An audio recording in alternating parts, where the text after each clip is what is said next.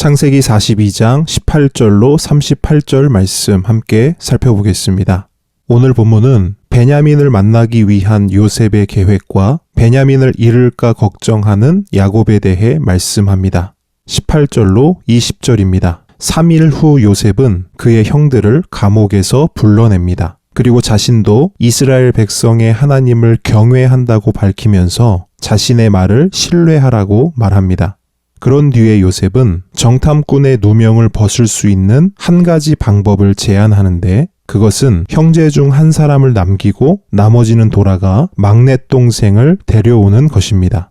요셉이 이런 계획을 세운 데는 크게 두 가지 의도가 있습니다. 첫째는 형제들 편에 많은 곡식을 보내서 굶주리고 있는 고향의 가족들을 구하는 것입니다. 둘째는 떠나는 형들이 외롭게 홀로 남은 한 형제를 보면서 자신들이 과거 요셉에게 했던 잘못을 다시금 생각나게 하는 것입니다.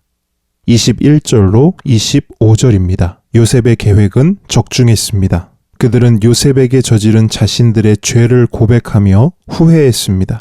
르우벤은 더 구체적으로 자신들이 피를 흘렸기에 그 핏값을 치르고 있다고 말합니다. 형들의 이러한 대화를 들은 요셉은 눈물을 흘립니다. 이 눈물은 어떤 의미일까요? 요셉은 므낫세의 출생과 더불어 하나님이 모든 과거를 잊게 해주셨다고 고백한 바 있습니다. 그렇기에 요셉의 이 눈물은 용서의 눈물이며 더 나아가 형들을 향한 사랑의 눈물입니다. 하지만 요셉은 이러한 감정을 잠시 뒤로 밀어두고 애당초 계획한 대로 일을 계속해서 진행합니다. 눈물을 닦아낸 요셉은 망설임 없이 시므온을 결박하여 남기고 형제들이 돌아갈 채비를 마련해 줍니다. 이때 요셉은 그들이 가는 길에 먹을 음식까지 살뜰히 챙겨주는 동시에 정탐 누명에다가 도둑 누명까지 씌워서 베냐민을 데려올 수밖에 없도록 주도 면밀하게 일을 진행합니다. 26절로 35절입니다. 고향으로 가던 중에 한 형제가 자루 속에 있던 뭉칫돈을 발견합니다. 그 돈은 식량 대금으로 지불한 돈이 분명했고 그 돈을 발견한 형제들은 넋이 나갈 정도로 두려워했습니다. 그러나 그들은 다시 애굽으로 돌아가지는 않았습니다. 가나안에 있는 굶주린 가족들이 식량을 기다리고 있었기 때문입니다. 그렇게 가나안에 도착한 형제들은 아버지 야곱에게 그간의 일들을 설명합니다.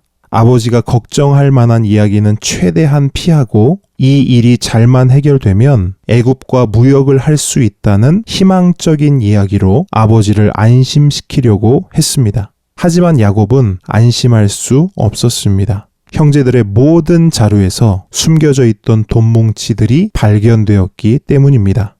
36절로 38절입니다. 야곱은 베냐민을 보낼 생각이 전혀 없었기에 이미 시므온을 죽었다고 단정해 버립니다. 그러나 르우벤은 시므온을 구하기 위해 자신의 두 아들의 생명을 담보하겠다는 제안을 합니다. 더 이상 형제들을 잃을 수 없다는 장남 르우벤의 결연한 의지입니다.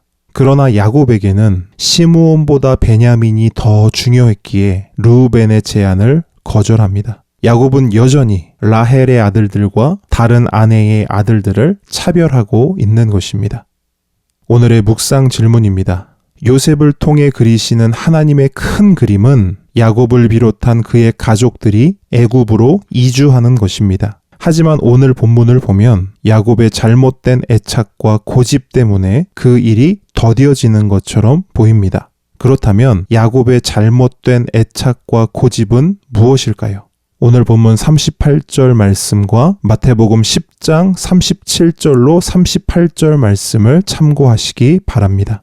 오늘도 말씀 묵상을 통해 주님과 깊은 교제와 사귐이 있기를 축복합니다.